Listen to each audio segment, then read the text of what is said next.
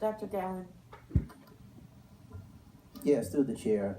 I was trying to wait until each and every speaker at Ben Franklin spoke. I'll speak to that issue, but I want to regress a little bit with respect to the prior speaker. I too have had an opportunity over the past several years to observe the admonishments about what can't be said, what cannot be said.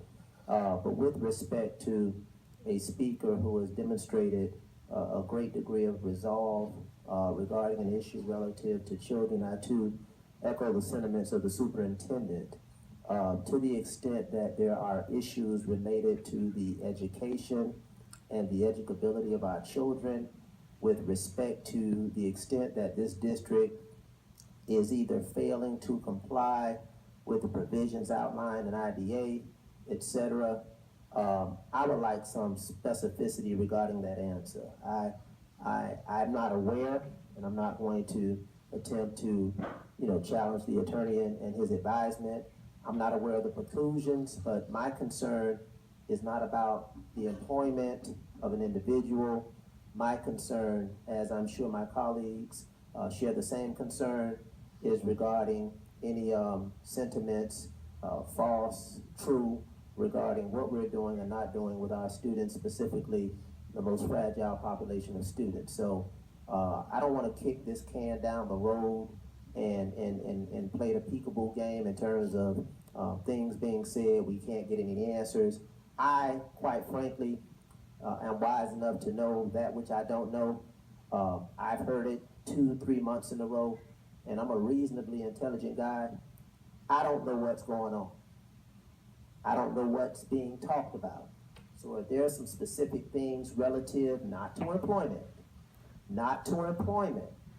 but if there are some specific citations, allegations regarding the education of special needs students in our district that are being levied against this board, our silence makes us complicit. And I would never be complicit in anything that denies any student what he or she is entitled to. But on the same token, I won't be silent against any assertions that are falsely made on a regular basis. So I'm not privy to what the practice is, but I know the mettle in which I bring to bear, and I don't play those kind of games. And I'm not going to kick it down the road month after month. So if we're clear on what the issues are, outside of any employment issues, I'm not looking for a deliberation right now, but as a board member who is now a part of this particular process, I ask respectfully, Mr. Superintendent, through your staff, for my own edification, let's ante up whatever the issues are, and then we'll be able to speak truth to power over the next 11 months if need be, or have a strong conversation with ourselves internally with respect to opportunities that we can improve upon. So I just don't want to get into that playing that game. I'm not here to play that game. We're elected by the people, and the people expect us to give an account when they come here. And to the extent that they're right, we hear them. To the extent that they're incorrect, we're not going to, as you say, Mr. Superintendent, I agree, sit here as a sitting target. I'm not built that way. So I'm just asking my colleagues to bear with me, strap up over the next 3 I'm not built that way. So let's be clear about what the issues are. So I need that clarity for my own edification, as I'm sure each and every one of my colleagues and the superintendent, I'm sure, who are dedicated to our students, would like to have that clarity as well. With all due respect, Mr. Harvey, to your advisement. Okay. So that's where I am on that. Thank you, Dr. Gallen, and thank you for your words, and also thank the superintendent, because this part of the meeting is extremely important, because the public, of course, is able to watch, and it is so important that the truth be very evident during these deliberations. And I understand what the superintendent has said. Sometimes the truth is, to two people can see the same thing and regard the truth to be differently.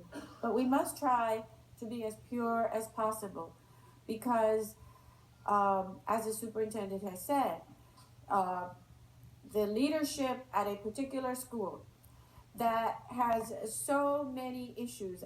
Primary issue is the education of the students, making sure that the teachers are good and competent and that the students are learning every day, plus all the other issues. If they also have to contend with allegations and other things that might be distractions, we are doing a disservice. We as a board are doing a disservice to that administrator by not allowing them to focus on the most important thing, which is the education.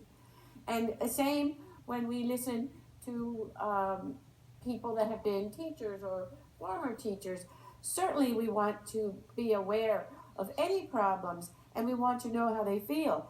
But we also want to have a gauge of what is the truth as it pertains, because maybe there are some issues that that person doesn't know about.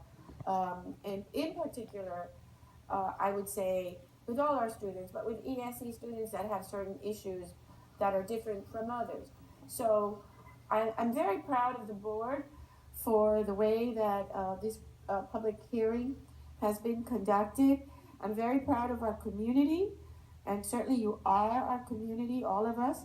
We represent all of you, and of our superintendent for his patience and guidance.